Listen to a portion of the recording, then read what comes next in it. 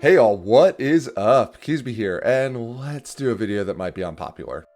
I don't like Time-Tearing Morganite in Floowandereeze. But before we get into all that, don't forget to drop this video a like preemptively, and subscribe to the channel for even more. Okay, so I'm going to say some stuff that some of y'all might not like, but hear me out. So Time-Tearing Morganite, or TTM as I will be calling it going forward, definitely reads like a pretty crazy card, and in a vacuum, I mean 2 cards for draw phase, that's gotta be pretty good, right? Well, let's break down why I don't really think you need this card for Floowandereeze specifically, and I'll kind of talk about what I personally think this card is meant for more towards the end of the video. So let's take it piece by piece. First, after this card resolves, you can no longer activate monster effects from the hand. Using my Floowandereeze build as an example, not overly tragic, no dimension shifter anymore, but with the side deck I'm testing, it does get a little bit more dicey as we do have some more hand trap monsters in the side, but we can always drop those, so this really isn't too much of a drawback for us.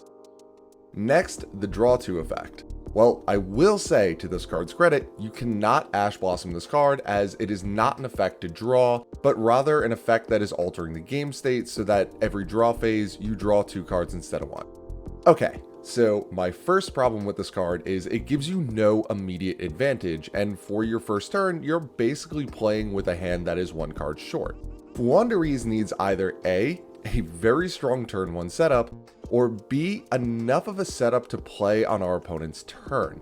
This is crucial for the deck. With few exceptions, our opening hand really kinda decides the game for us, and TTM does nothing to boost the strength of an opener. Whereas Pot of Prosperity potentially represents one of the next 6 cards of your deck, and Duality one of the next 3, or at the very least eating a hard once per turn Ash Blossom, TTM doesn't offer any of that, rather the promise of more cards later on.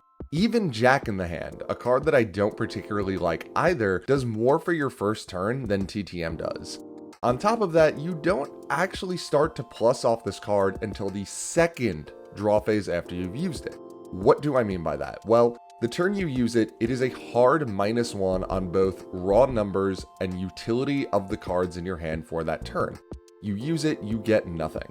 The next draw phase, you haven't actually plussed yet. You've gotten back the 1 card that was TTM, and then another fresh one for the turn that you would have actually gotten regardless because it's a draw phase. So yes, you are cycling through an additional card of your deck, but so far as actual utility of the cards themselves, you've broken even here. Now, your second draw phase after using this, yes, you are officially plussing off the extra card of the draw phase, both from a raw number and utility perspective. That being said, the vast majority of games involving Floowandereeze are well and decided before you hit that point, and generally by now your draw phase has kind of become way less relevant because we do so much searching if we've gotten this far that we can kind of just easily add anything we could possibly need from the deck to the hand. So let's get into that for a moment. Floowandereeze is a deck that, and I've openly said this a lot, has some consistency issues. But the caveat to that is those consistency issues are on turn 1. Once you get your engine going, the deck is actually absurdly consistent, and everything is remarkably easy to search within the archetype, including Apex Avian and Ryza the Mega Monarch, which really is where the most grind power comes from. Beyond that, once you have something in rotation, it becomes very loopable, such as Dreaming Town being more or less infinitely recyclable, or Ryza and Apex self-bouncing back to the hand. Even M-Pen can be tributed over, cycled into the Banish Zone, and then resummoned via Toucan, offering an additional search on top of that. I've really found that anything past turn 3, a lot of times my draw phase isn't even relevant anymore. Either I'm in control of the game, or I had a weak opening and need something remarkably specific off the top. So let's break down those 2 scenarios. Scenario A, where we're winning. TTM is irrelevant and in fact possibly a hindrance depending on if I'm drawing search targets for my other cards.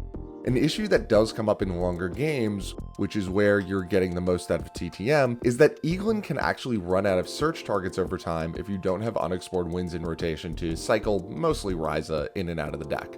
We'll talk more about unexplored winds later as well. In very grindy games, which this is rare admittedly, but it does come up sometimes, I've actually come close to running out of M-Pen and Rabina search targets, which is a huge issue there because obviously we can't summon if we can't search. In the other scenario where I'm at the second draw phase point and I'm losing, well, I honestly would have rather seen more options in my opener than slow burned into drawing 2 over time. Yes, and I have replays where it happens. Sometimes you are one dark rule or no more away off the top from taking the game, and TTM does slightly increase the odds of finding one of those power 3-ofs.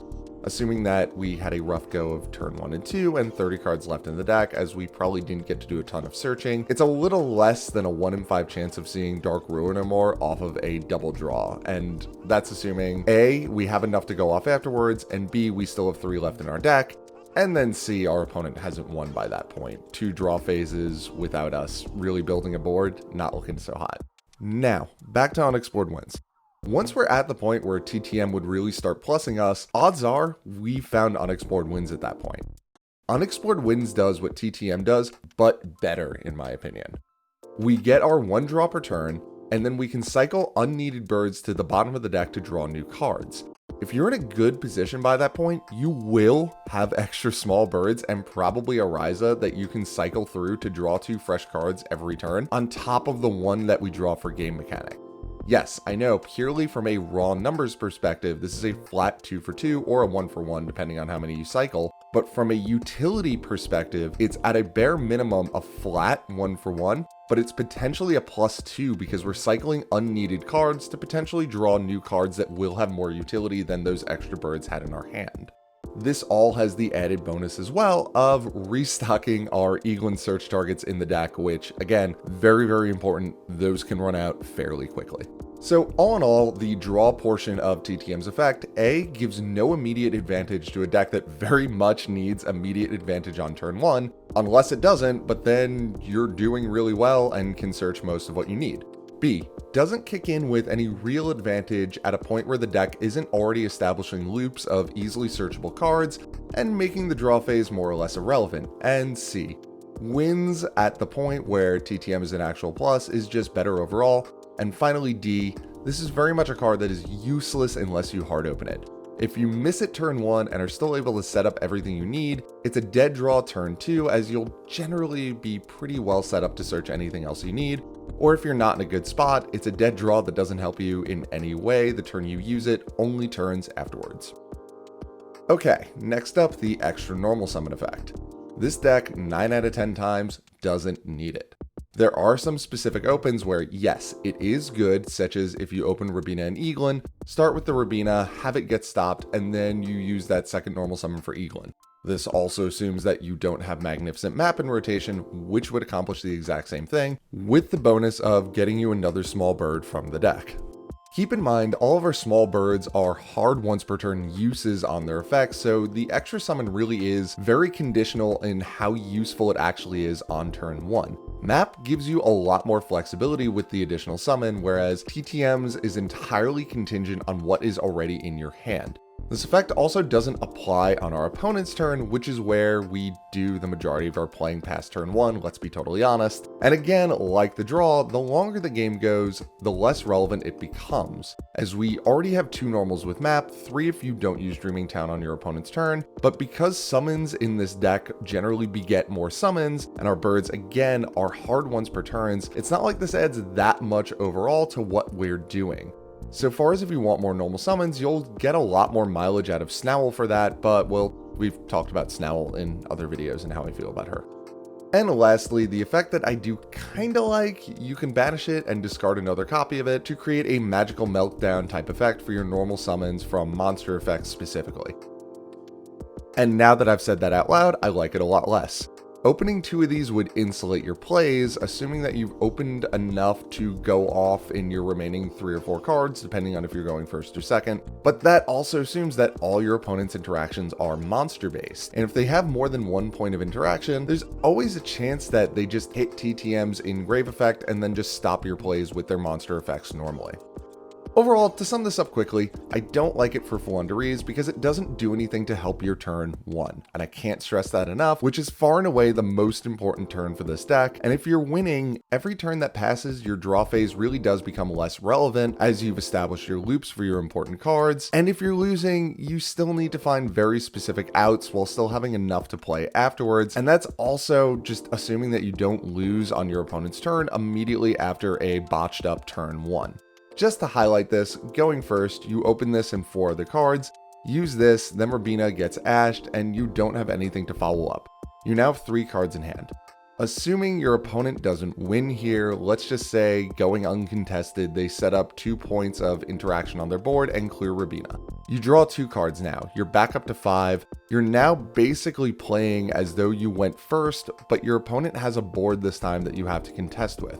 Honestly, Triple Tactics Thrust is a much better card for salvaging an interrupted turn 1, letting you dig for either a Featherstorm, yeah, we're maining one now, I know, or you grab Dreaming Town if you have access to enough small birds in hand anyway. And going second, the option tree for Triple Tactic Thrust grows even bigger.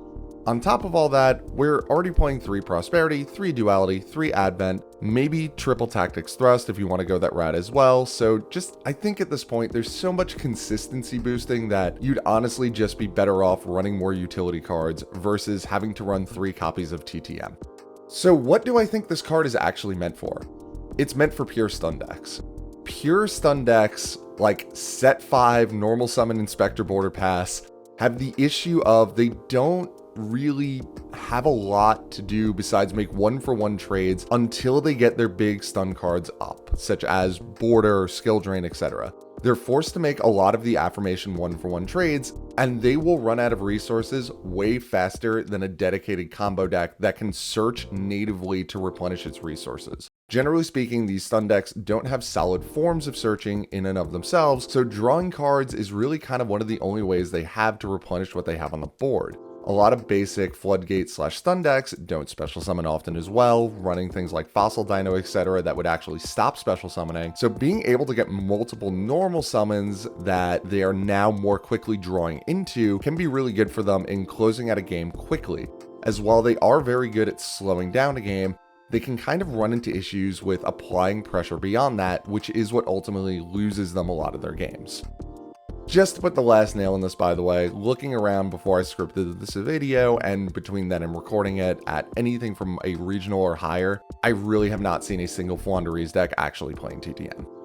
If you enjoyed this video, don't forget to drop it a like and subscribe to the channel for even more. And just to say, I do not mean this as anything mean or anything like that towards anyone who likes this card. I'm not telling you you can't play this card, I'm just saying why I personally don't like it, and I do not think Floowandereeze needs it.